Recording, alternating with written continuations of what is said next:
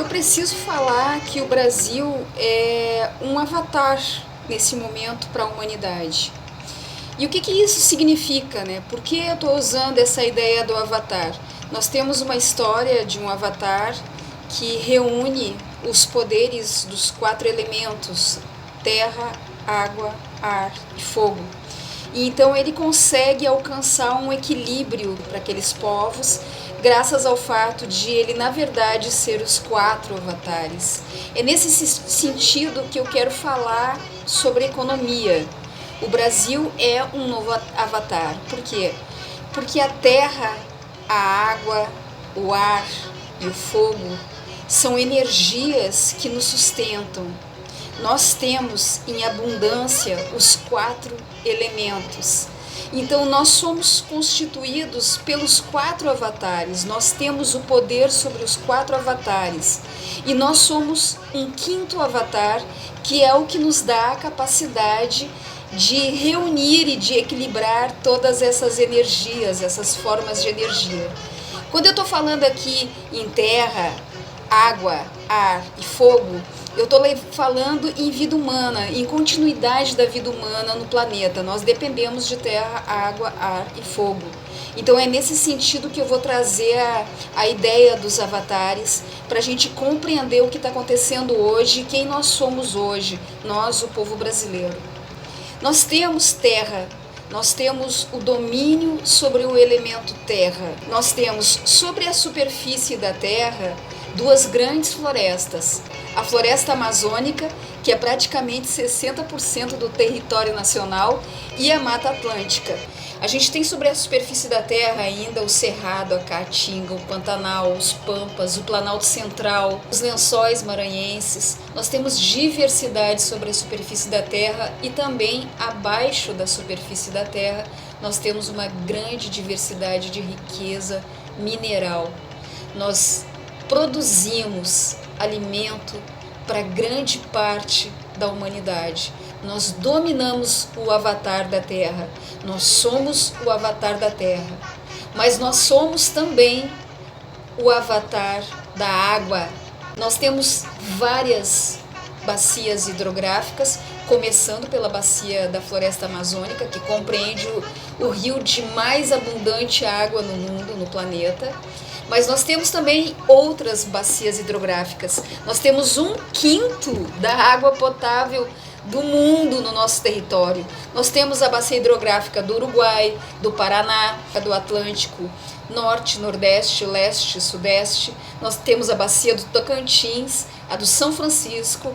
Nós temos a energia da água que nos sustenta e que nos alimenta como elemento, como substância. Nós dominamos o avatar da água.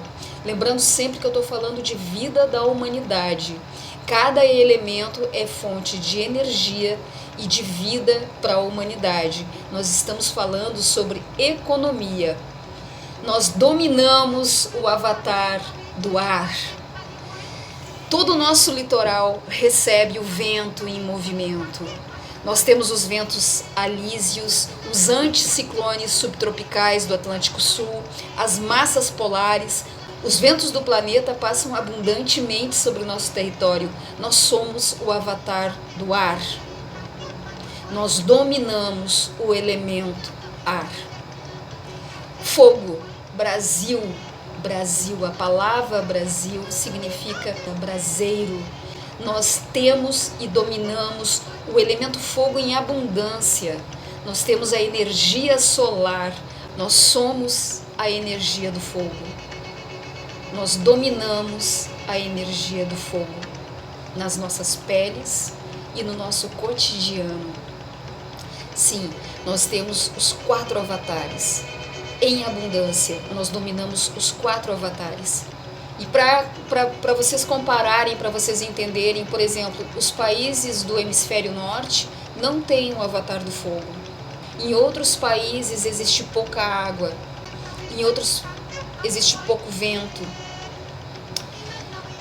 Nós temos um 5º elemento, que é o elemento fundamental, que é o elemento capaz de compor a harmonia entre os 4 avatares. Nós somos todos os povos da humanidade, nós somos o avatar da humanidade.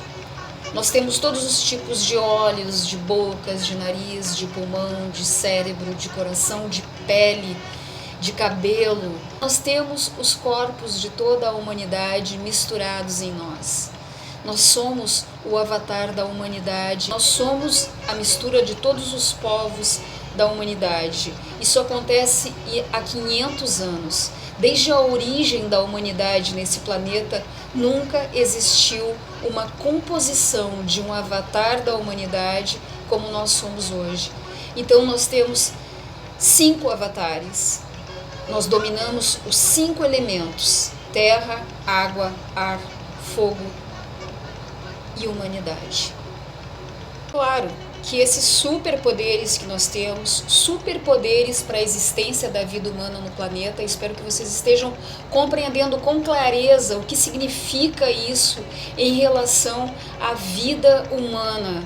O poder da terra, o poder da água, o poder do ar e o poder do fogo, como fonte de continuidade da vida humana no planeta. Isso é a economia. Essa é a nossa grande riqueza.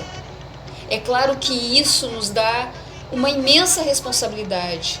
Nós devemos assumir, como povo brasileiro, o poder soberano de decidir as nossas leis. E eu vou estar falando aqui nesse canal sobre isso. Desde a criação dessa moeda comum, que é uma referência para as negociações entre os países que vão participar desse acordo, e também sobre as propostas importantes que nós devemos questionar hoje. O salário mínimo deveria ter um aumento de R$18, que significa menos de 2% do valor do salário mínimo atual, de 1.302 para 1.320. E, no entanto, nós tivemos um aumento de 37% para os salários dos juízes e dos políticos federais. Isso é um erro. Aceitar essa discrepância entre o reajuste de salário de políticos e juízes e o reajuste de salários do povo, isso é algo que tem que ser contestado por nós. Nós não podemos aceitar essa situação. Outras questões que nós devemos trazer para o debate: uma é o imposto sobre grandes fortunas, a orientação dos impostos em relação à produção do agronegócio. Nós estamos num momento em que Europa, Estados Unidos e Rússia estão envolvidos numa guerra idiota. Eles precisam de nós cada vez mais. Quanto mais se enfraquecerem, mais eles vão precisar de nós. Nos países da África, muitas dificuldades históricas foram impostas aos povos africanos. Na Índia, uma tradição milenar de castas, o que atrapalha o desenvolvimento do povo como um todo. Existe uma grande parcela da população sendo colocada como inferior o tempo todo. Nós temos a China. O povo chinês está sendo coibido. Coibir o povo significa não desenvolver o país. Isso acontece na China, acontece nos Estados Unidos, acontece na União Soviética. De fato, a Europa é o continente que está mais avançado na superação desse padrão. Mas a Europa está envolvida numa guerra com a Rússia. Nós somos um país que estamos num lugar privilegiado desde o ano passado, desde que essa guerra começou. O que acontece é que nós tivemos um grande prejuízo por não ter dado a atenção devida, a distribuição devida dos recursos. E o povo brasileiro deve mudar. Os políticos não vão mudar se nós não assumirmos a responsabilidade de mudar as relações econômicas e políticas dentro do nosso país. Nós precisamos tomar conhecimento de tudo o que acontece, nós precisamos avaliar, ouvir diversas opiniões, analisar os fatos. Nós temos que ter um pensamento crítico sobre tudo que está sendo feito. Nós temos que ter autonomia de pensamento. Nós temos a responsabilidade de mudar a política e a economia no Brasil. Nós temos uma responsabilidade não só em relação a nós, mas para toda a humanidade, que nós somos. Toda a humanidade misturada num só povo.